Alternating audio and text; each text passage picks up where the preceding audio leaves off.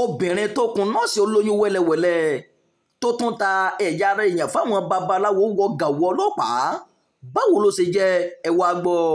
iléeṣẹ́ ọlọ́pàá nípínlẹ̀ Anambra ní ọwọ́ àwọn ti tẹ afurasí kan tó lọ́wọ́ nínú ikú arábìnrin nọ́ọ̀sì tó lóyún tí wọ́n ṣàwárí òkú rẹ̀ tí wọ́n ti kùn tí wọ́n tún gé wẹ́lẹ́wẹ́lẹ́. ọlọ́pàá ní àwọn rí ẹ̀yà ara obìnrin nọ́ọ̀sì náà gbà lọ́wọ́ babaláwo kan nílé òrìṣà rẹ̀ tí ìgbìyànjú sì ń lọ lọ́wọ́ láti ṣàwárí àwọn yòókù.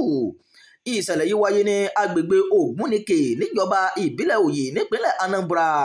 agbẹnusọ iléeṣẹ́ ọlọ́pàá nípínlẹ̀ Anambra SP Tochukwu Ikenga ní ọwọ́ àwọn tẹ arábìnrin kan ẹni ọdún mẹ́rìndínlógún ní ọjọ́ kẹẹ̀ẹ́dọ́gbọ̀n oṣù keje ọdún 2025 yìí.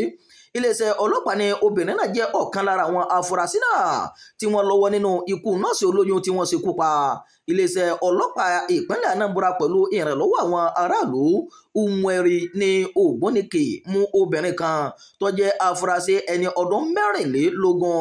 iléeṣẹ́ ọlọ́pàá tẹ̀síwájú pé àwọn ọ̀daràn yìí ti gé ẹ̀yà ara obìnrin olóyún náà kí wọ́n tó jù sí ilé ìgbẹ́. iléeṣẹ́ ọlọ́pàá ní àwọn rí ìròyìn tí yóò ṣe àǹfààní fún ìwádìí àwọn lásìkò tí wọ́n ń bá afurasí ọ̀hún sọ̀rọ̀ lórí ìṣẹ̀lẹ̀ náà. ọlọ́pàá ní afurasí ọ̀hún jẹ́wọ́ pé òun jẹ́ ọ̀rẹ́bìnrin fún èèyàn tó ṣekú pa nọ́ọ̀sì olóyún náà tí wọ́n sì pé wàá kó wá palẹ̀ mọ́ ara olóògbé ọ̀hún. bákan náà ni ọlọ́pàá ní afurasí ọ̀hún sọ fún àwọn pé ṣe ni àwọn máa ń ta ẹ̀yà ara èèyàn fún àwọn babaláwo ní agbègbè náà. lásìkò ìfọ̀rọ̀wérọ̀ afurasí jẹ́wọ́ pé òun ni ọ̀rẹ́bìnrin fún ọ̀kan nínú àwọn afurasí tó ṣekú pa nọ́ọ̀sì olóyún tó ti fẹsẹ̀ fẹ́. ó ní wọ́n ránṣẹ́ pé òun kí òun wá fọ ẹ̀jẹ̀ lẹ́yìn tí wọ́n ṣekú pa olóògbé náà. bákan náà ló ṣàlàyé bí wọ́n ṣe máa ń ta oríṣiríṣi ẹ̀yà ara èèyàn fún àwọn babaláwo ní agbègbè ọ̀hún.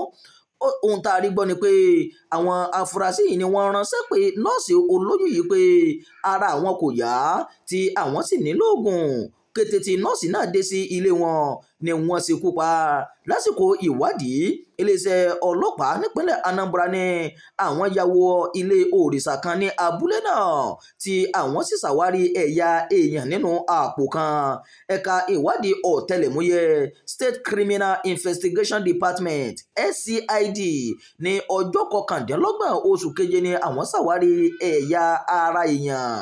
bákan náà ni wọ́n jẹ́ kó di mímọ̀ pé àwọn sì ń wá àwọn afurasí tó fẹsẹ̀ fẹ́ tí àwọn babaláwo tí wọ́n jọ ń ṣiṣẹ́ papọ̀ náà pẹ̀lú. kọmíṣánná fún iléeṣẹ́ ọlọ́pàá nípínlẹ̀ náà Ìkíoyè Òrótùgù bu ẹnu àtẹ́lu ìṣẹ̀lẹ̀ náà. ó ṣàpèjúwe ìwà náà gẹ́gẹ́ bí ìwà ọ̀daràn tí ó sì rọ aráàlú láti kó àwọn lọ́wọ́ láti ṣàwárí àwọn afurasí tó ti sá lọ. iléeṣẹ́ ọlọ́pàá ní àwọn yóò dáàbò bo ẹnikẹ́ni tó bá pèsè ìròyìn nípa àwọn afurasí fún iléeṣẹ́ ọlọ́pàá láti ṣàwárí wọn. ìròyìn yàjóyàjó fún ti àkókò yìí kò ní jù báyìí lọ. ẹ má gbàgbé láti darapọ̀ mọ́ ìkànnì Jígí Alárà. ẹ máa bá wa fẹ́ràn rẹ̀ ẹ sì máa bá wa tàn ká. bákan náà ẹ máa fi èròǹgbà yín sábàlá àríwísí o. Imam Abdulwaheed ló ti ń jábọ̀ ìròyìn láti ìlú Ìlọrin ìpínlẹ̀ Kwara.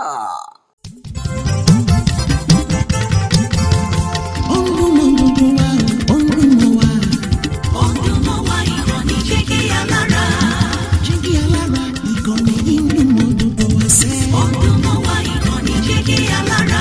ètò tó fún ni lóye ètò tó wà ní lọ́yẹ̀ wà ń bẹ̀. Ọ̀dùnmọ́wá ìkànnì Jígí Alára. ìròyìn lóríṣiríṣi tàbí mọ́ bó ṣe ń lọ láwùjọ.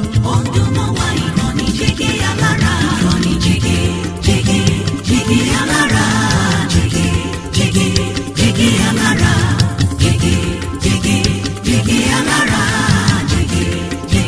Jígí Alára. Ìkànnì Jígí Alára 24 bàbá gbogbo.